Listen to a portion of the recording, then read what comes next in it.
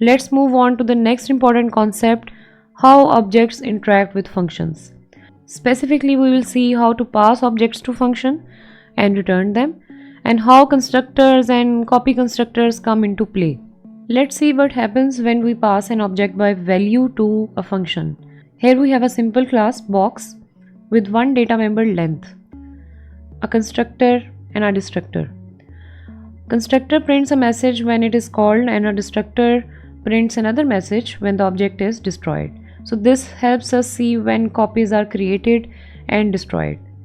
In main function, we create an object b1 with length of 10 and the constructor runs once, and we will see the message constructor called. Next we call the function display and pass b1 to it, but since the parameter is passed by value, C++ creates a copy of object b1 and sends that copy to a function. Inside the function, when we modify by writing b.setLength function, then we are changing the copy, not the original one. After the function ends, the copied object goes out of scope, so its destructor runs and frees that temporary memory. Then when we return to main function and print the length again, we see that b1 still has its original length of 10. So all the changes and modifications are made to the copy, not to the original one. So notice how two constructors and two destructors are called, one pair for the main object and one for the temporary copy. So this behavior can cause unnecessary overhead when working with large objects. So to solve this problem, we often pass the objects by reference instead of by value.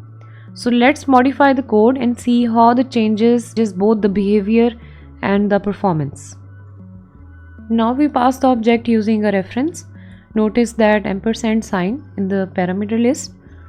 This means b inside the function is just another name for the same object in main. So no copy is made. So only one constructor and one destructor run. When we change the value to 20 inside the function, it updates now the original object. So back in main function, the change is now visible immediately as no copy is made and all the modifications are made to the original object.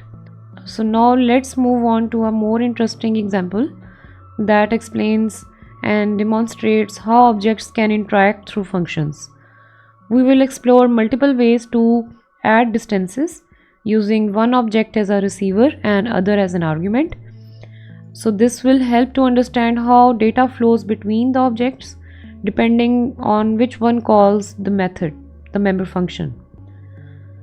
In the first case, we have three objects, dist1, dist2 and dist3. The goal is to store the sum of dist2 and dist3 inside dist1. Now notice how the call looks like.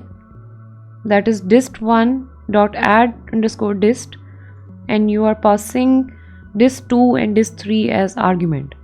So this will use dist1 as a receiver object, and this will pass dist2 and dist3 as an argument to the member function. Now inside the function, we take the feet and inches of d2 and d3, we add them and assign the result to the calling object, that is dist1. Here you can see that dist1 was updated. It received the sum of both the other objects. So whenever we call a member function using the dot operator, the object on the left side of the dot becomes the current object, that is the one on which the function is operating. This is very important. So inside the member function, whenever we refer to a member variable directly without using a dot or object name, it automatically refers to the data of this current object.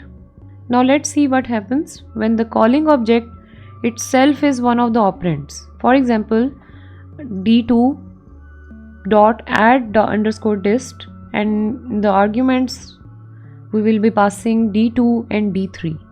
So this time the receiver and the one argument refers to the same object in the memory, that is d2.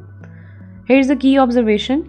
Since d2 is both in the caller and one of the arguments, function first makes a copy of d2, but the actual updates happen on the calling object through this. So when the function adds d2 and d3, it ends up adding d2 to itself, effectively doubling its value.